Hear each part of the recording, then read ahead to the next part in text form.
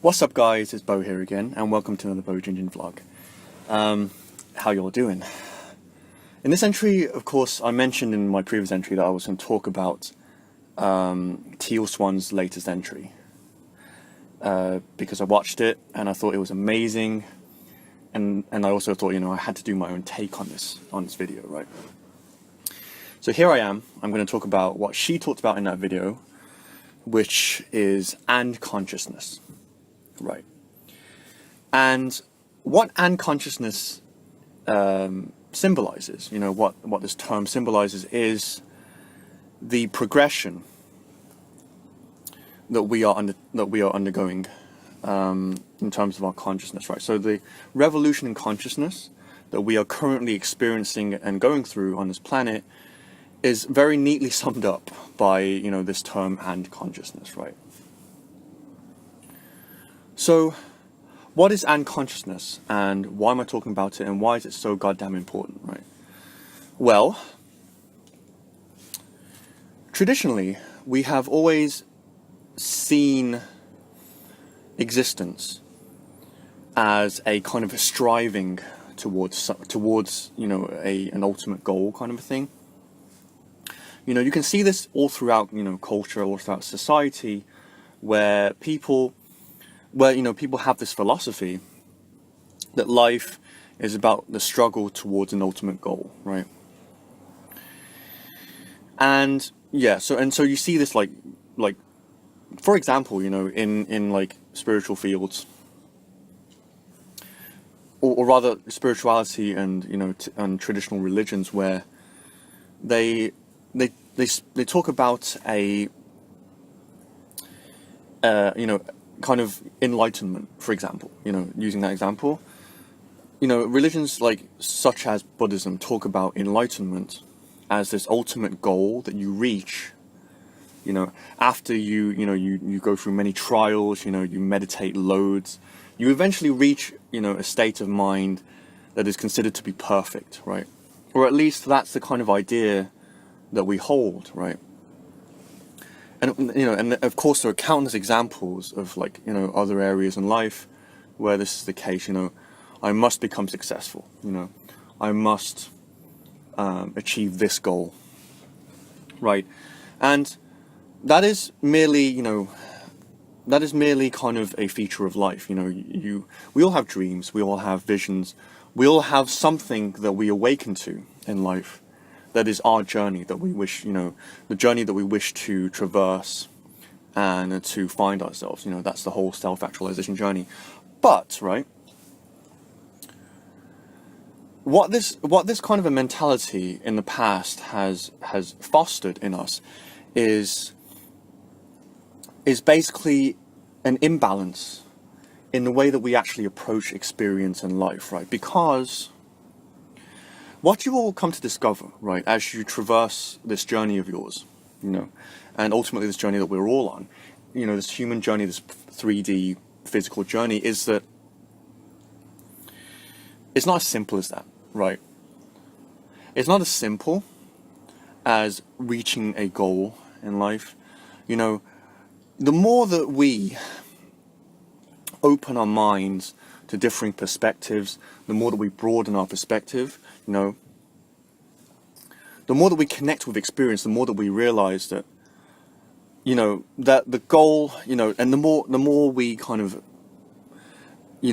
go through this kind of journey process where we designate a goal, or or an identity that we wish to become, that person that we wish to become, and we achieve it, the more that we will realize that it isn't as simple as just reaching a goal in life, right? And what this has traditionally, this kind of a philosophy, has installed within us, or rather has bred within us, is this painful quality to life. Yes, we all have journeys to embark on, but because of the way that we have traditionally viewed these journeys and the importance that we place on I must complete this journey, otherwise I'm worthless, otherwise life is wasted, right? That kind of a consciousness you know, which is, of course, contrasting with this new paradigm of and consciousness. We could call this all consciousness, you know, the traditional kind of consciousness that we have approached life with.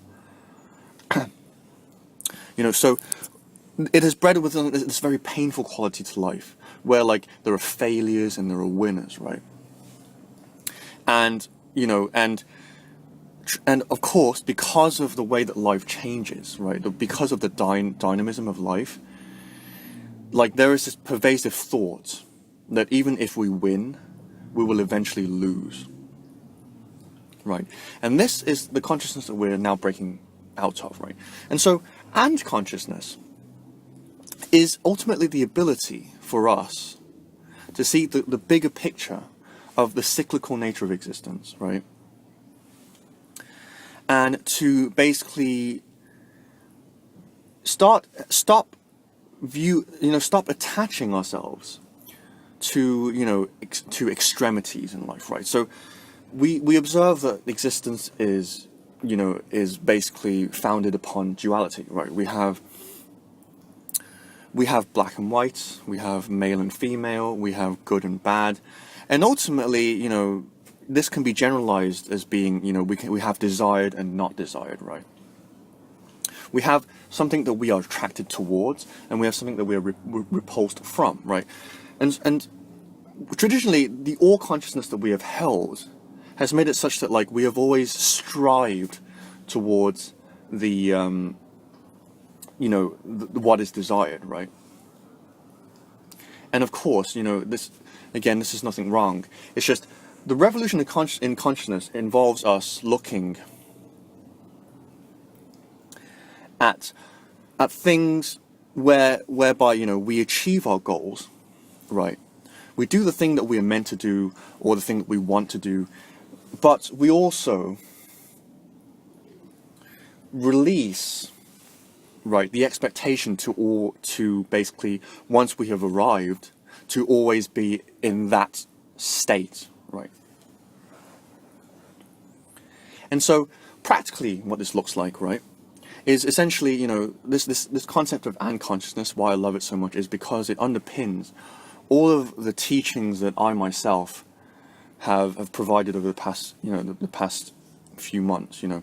Like my own realizations has led me to now resonate with this kind of consciousness, because I myself, throughout my journey, have realized that despite the fact that I have goals that I strive towards, despite the fact that there are things that I want to do in life, you know, that like, I recognize that like there was a me that once existed that was lackluster, you know, afraid, cowardly, you know, not skilled, not cognizant of the world on a deeper level, you know. And I view my younger self, and, you know, and I am appreciative of the journey that I've taken, right? But at the same time, you know, after I have reached this level, you know, where I am right now, I recognize the things that I pushed away from, you know, even though at the time when I was pushing away from them, they seem like the most evilest things ever, right? You know, you're trying to, like, for example, you're trying to get out of a life situation that is shitty, right? You have no friends, you have no power in your life, you know, you're dominated, you know, by other people, you have no vision, you have no future, you have no happiness, right? And so you push away from this life circumstance, right? And you deem everything as you're on a journey as being wrong, right? You know, all of the things that you're pushing away from, because you're pushing away from it, you know, you have to define them as wrong, right? But after you have made the journey, after you have become something else, after you've become someone else, after you have tried on new perspectives and identities, right? You go back to the things that you once pushed away from, and you view them in a completely different light because you're in a different place, you're a different person, right? And if anything, those things that you once pushed away from have now become the things that you now need in your life. Because once you reach where you want to reach, once you have built the thing that you want to build, whether that be a career, a lifestyle, an identity, you will hit another brick wall. You know, life is about hitting brick walls, right? And you will resist it, and you will be pissed off at yourself, you will resent yourself, you will despair, you will drop into, like, you know, all of these dark nights of the soul where you're just like, you feel crushed because you thought that once you arrived, that would be it. That would be paradise, right? because, you reach the thing that you really wanted to reach. Now, why isn't everything perfect, right? But alas, the thing that we then come to discover is that we have abandoned, by pushing away from how we once was, because we thought that, we deserved better, because we thought that that place was evil, that place was wrong, that place was weak, that place was a failure. We push away from that space and we reject all of that, right? But then once we have reached where we were drawn towards, right? We reach the new person that we have become. We reach the new hobbies that we have, and interests and passions and career focuses that we wanted to develop. We rediscover a yearning towards those things that we once pushed away from, right? We rediscover this yearning that towards the things that we once pushed away from, right? Like in my example, I wanted to do something that would basically transform my life such that it was more aligned with my passion, with my own freedom, right? And because of that, I pushed myself away from many things, in my life. And, I forged for many years. I forged the ideas that I hold now, the beliefs, the perspectives, the emotional work that I've done on myself, has yielded the person that I am now. But there came a point when I realized, and at first I resisted it, right? At first I resisted it. I used to play games. I used to sing.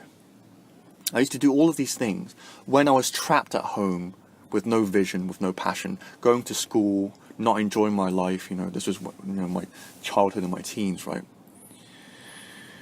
And I went back to those things. And again, because on the journey, you had to push yourself so hard against these things. Like you resist them. You're like, no, I'll never go back to these things, because those things symbolize a me that once was, that I pushed away from. I worked so hard to push away from that side of me, the side that's lazy, that's unproductive, that is immature. I don't want anything to do with that side of me anymore. And you resist it, and you resist it. But eventually, you realize that those things, they're part of you. I love playing video games. I love, singing and, letting my imagination go wild, I like being a nice person. For a long time, like, I resisted the fact that I was a nice person, right? Because, like, I had no strength when I was growing up, or at least that's what I thought, right? I thought that because I was such a nice person, I had no strength, I had no boundaries, I didn't have any force in this world, and so I pushed away from that side of myself, right? But slowly, I realized that these things are all part of me, right? They all exist. They are the things that I need, right? And this is the beginning of our kind of, this delivery into this new type of consciousness, right? Where we realize that despite the fact that life is built up of journeys where you become someone that you wish to become, and you push away from someone that you once was, that doesn't mean that the sides of you that you pushed away from are wrong, that you will never revisit them, that you will never find, any more value from them. That is just simply not true, right? And a quote just popped in my head, that I might as well just say, which is that, it's semi-related. It is related, but I want to grow up to the extent that it allows me to stay young. I want to grow up and mature in such a way that I can be a kid again, right? I don't want to be an old person who's hardened, without love or passion, like most old people are. They're you look at these old people and they're all hardened. They look as though life has stolen, has siphoned all of the love and passion and innocence that they once had, all of the wonder that they once had when they were younger, right? I don't want to be like that. I realize that life is about growth. That is what you discover when you journey into adulthood, right? You know, that's just life, right? But my decision is to mature to the extent that it allows me to be more innocent. I grow old to become more young, right? So that was just that's just a thought that, I had, that I thought I'd share with you. But to give you more, so I'll give you some more practical examples, and then I'll go on to a much deeper implication of the history of life, essentially. I'll give you a bit of spiritual insight, which will help to illustrate this new consciousness that we're evolving into, right? So, so what I'm saying on a practical level is, yes, you have somewhere you need to get to. Yes, you have goals you want to achieve. Yes, you have a dream of, an ideal lifestyle, an ideal career, an ideal, identity that you want to grow into, right? That you want to develop. But as soon as you feel that that you have to force yourself away from a certain part of yourself, that's when you know that, you have work to do. Or rather, that's a signal for you to explore the side of you that you've abandoned, right? Because this evolution into unconsciousness is about, accepting extremes, right? I'll link a video to Teal Swan's. I'll link Teal Swan's video in the description so you can check out her video for and catch what she says about it, right? But it's about embracing extremes, because the typical all consciousness way of thinking is that I'm moving towards something, therefore the thing I'm moving away from is wrong, right? But this new and consciousness is about us accepting the fact that even though I'm moving in this direction and I'm having to put down these parts of myself, those parts are not wrong. I will go back to them, right? The fact that I am growing a social enterprise, that I wish to be successful, that I wish to have profound impact on the world positively, I'm still going to write, I'm still going to sing, I'm still going to play video games, I'm still going to consume, right? Despite the fact that I want to be healthy, I have been in a healthy body at times in my life where I'm thin, I'm fit, I look good, and it feels good, right? And I remember other times when I was fatter, I was less fit, and all of these things, right? I didn't look as good, and therefore I was more self-conscious about the way I looked. But hey, yes, I want, in order to be healthy, I need to eat healthy, I need to exercise, right? But that doesn't mean that I can't enjoy, a donut, or chocolate mousse pudding, or Kentucky Fried Chicken, and all of those things that I do enjoy, Just because, the work that I create right now, I'm moving towards a more mature kind of version of my artistry, right? Whether I be a writer, a musician, or an artist, my focus now is to make, I want to make my work more edgy, more mature, with more adult themes, But that doesn't mean that at some point, you can put that down temporarily and go back to the innocent things that you enjoyed when you were a child, hero stories, My Little Pony, things like that, cutesy things, Disney, which were more light-hearted and innocent, right? Just because you're moving towards, a more edgier style doesn't mean you have to you have to abandon the chart.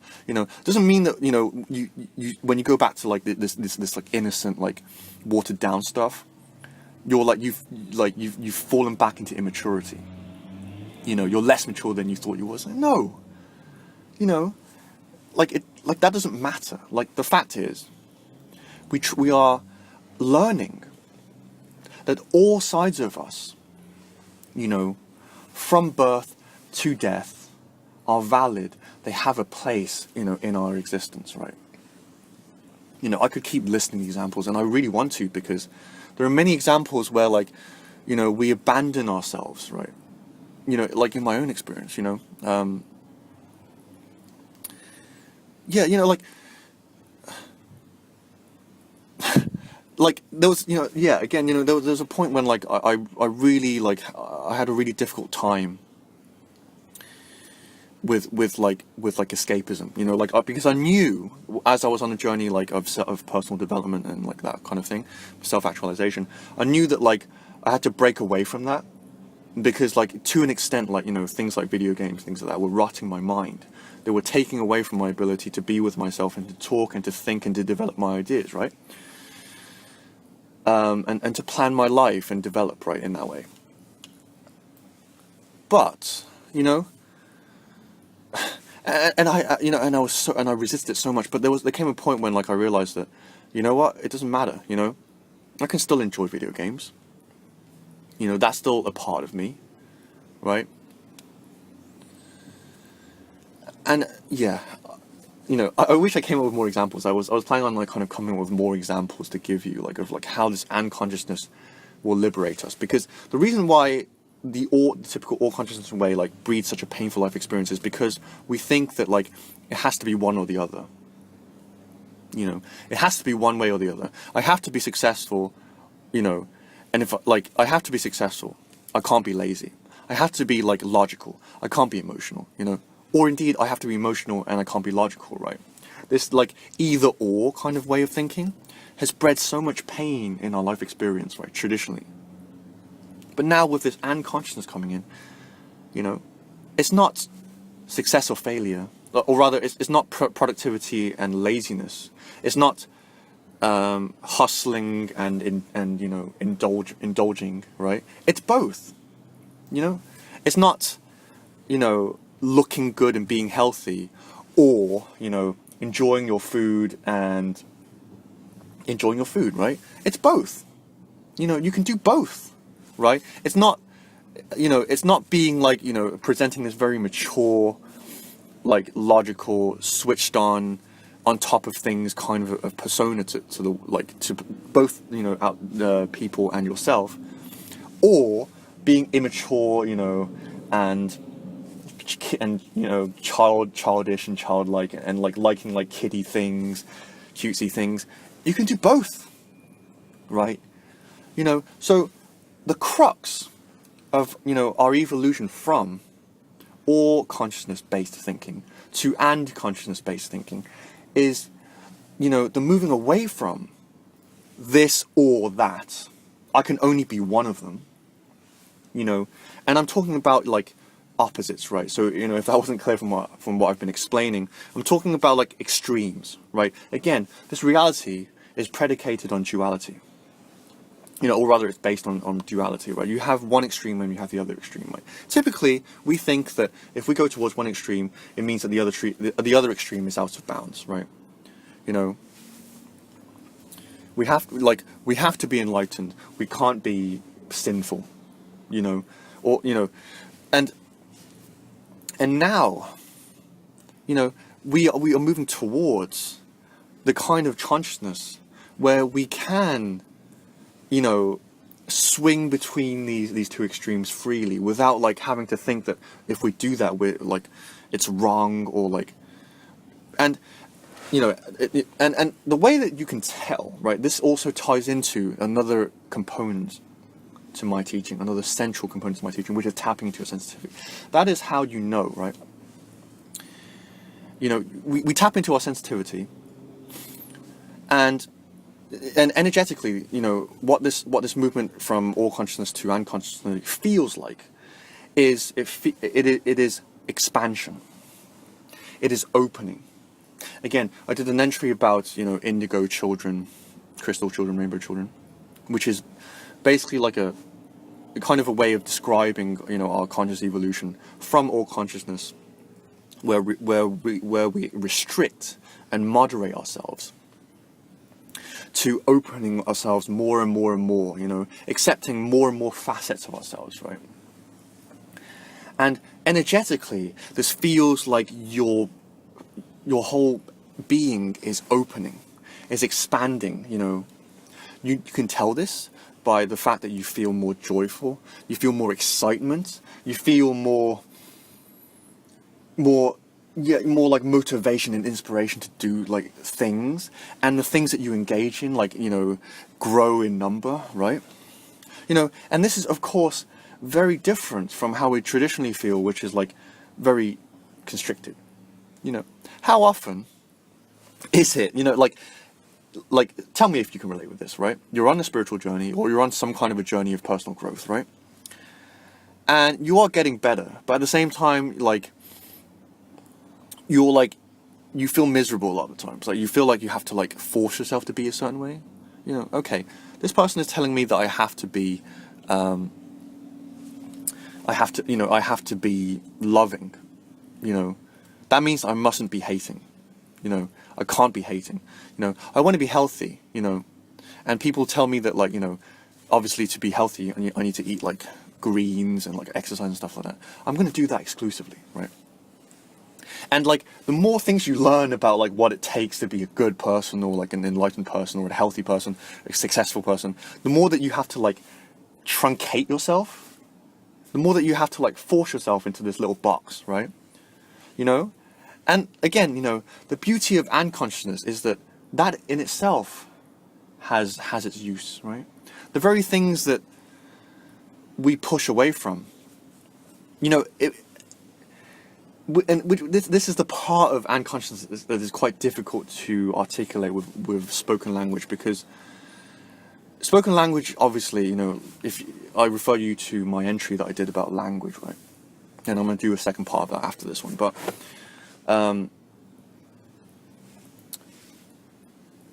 you know, like, everything, when you graduate into like and I don't even like the word graduate, like when you move into, you know, unconsciousness, becomes fine. Everything, even the things that aren't fine, right? You know, even the fact, like, I am now, you know, this video is about me talking about how all consciousness, you know, like, we are moving away from all consciousness to unconsciousness, implying that all consciousness is wrong, or that it's old, or that it's obsolete now. We don't ever have to, you know, touch all consciousness again. No. That's the whole point of unconsciousness, is that everything is right. Everything has its place. Even all consciousness, the very thing in this entry I'm suggesting that we move away from. Unconsciousness is as such, right? And with that, I'll move on to kind of, I know this video is a bit long, but like, you know, I want to move on to kind of the more kind of deeper implication of this, right?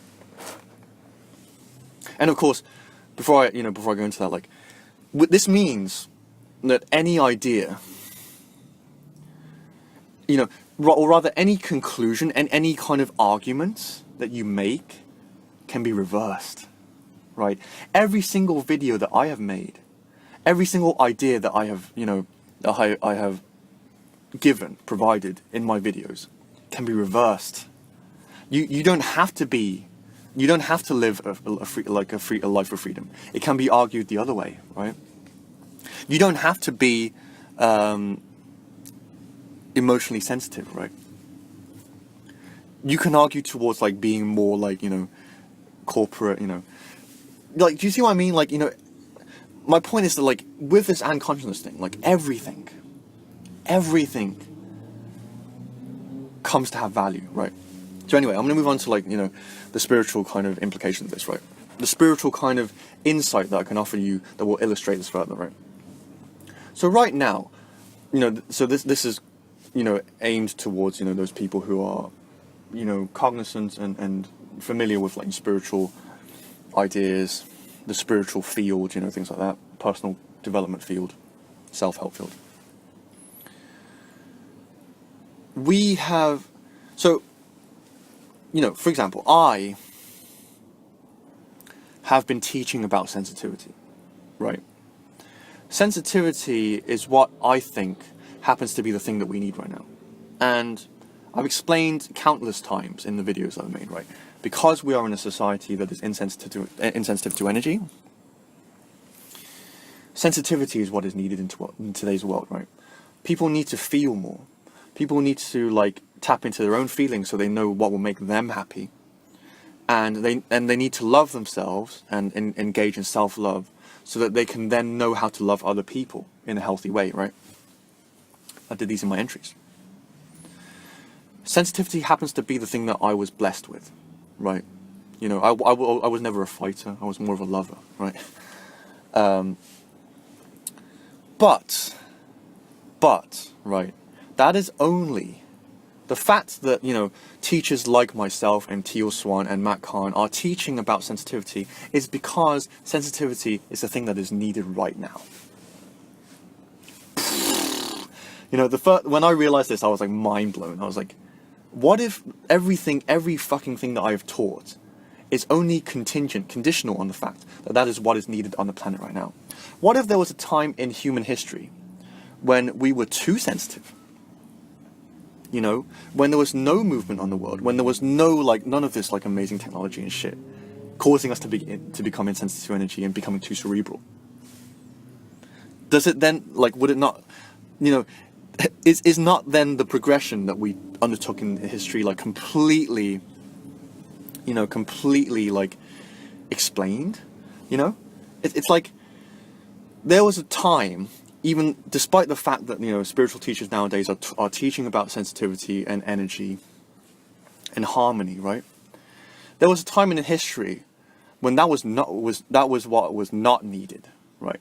People didn't need to be more spiritual. They didn't need to be more harmonious, right? They needed to learn how to organize their life to protect themselves against the harsh environment, against, you know, like the scarier side of Mother Nature, right? Like in my videos, I talk about like emotions as if like it's the cure to, you know, the logical disease of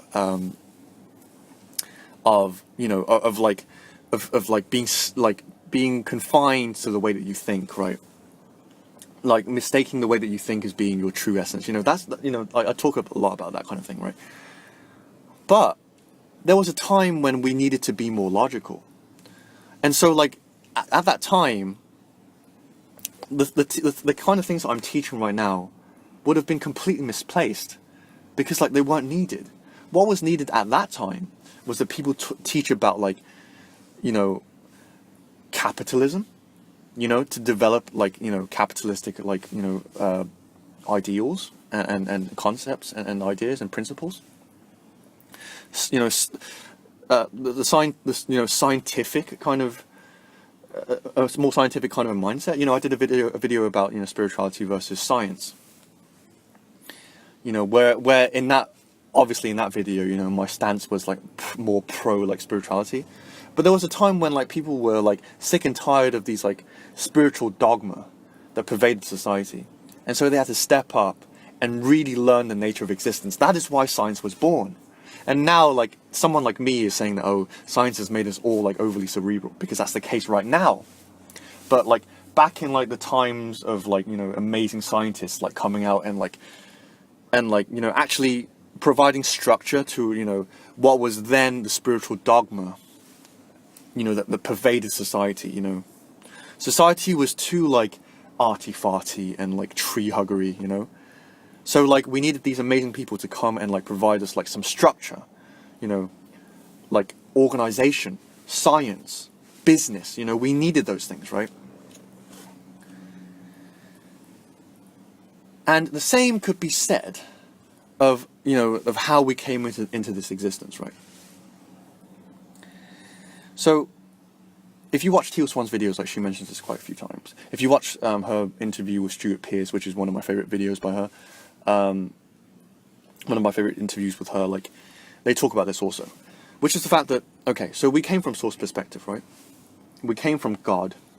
We came from the one that unifies us all together, right? We came from the Almighty One down into our individual 3D perspectives, right?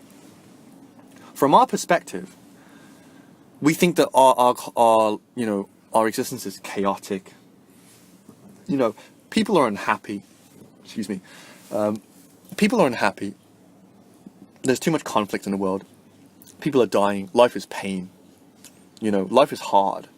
Life is fucking hard. You know, I look around me, people like, society is falling apart, man. Life is hard, right? That is our perspective as humans, right? Who have, you know, entered this existence. But from the source perspective, is that the case? Or is it indeed flipped around?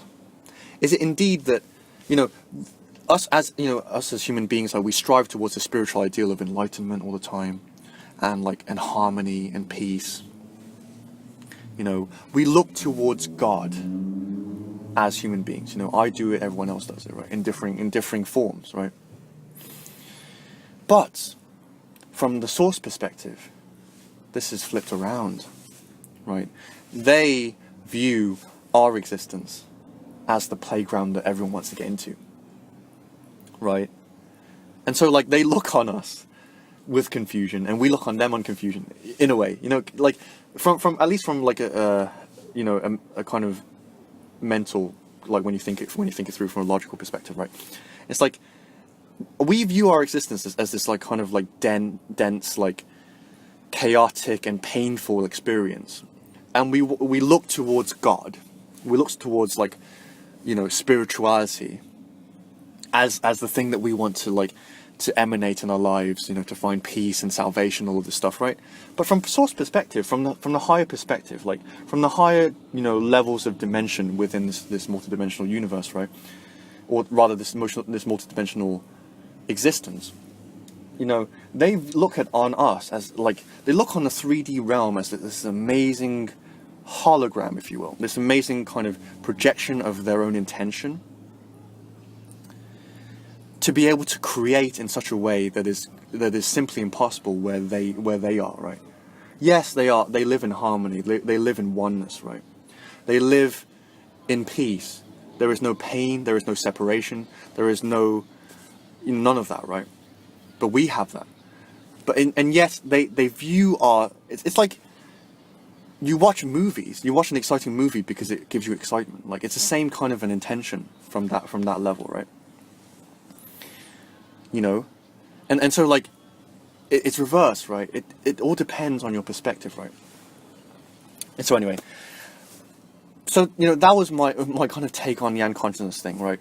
I feel that this is the point when more and more people get into this kind of thinking, you know, when people come more and more to realize that, like, there are so many perspectives out there, right?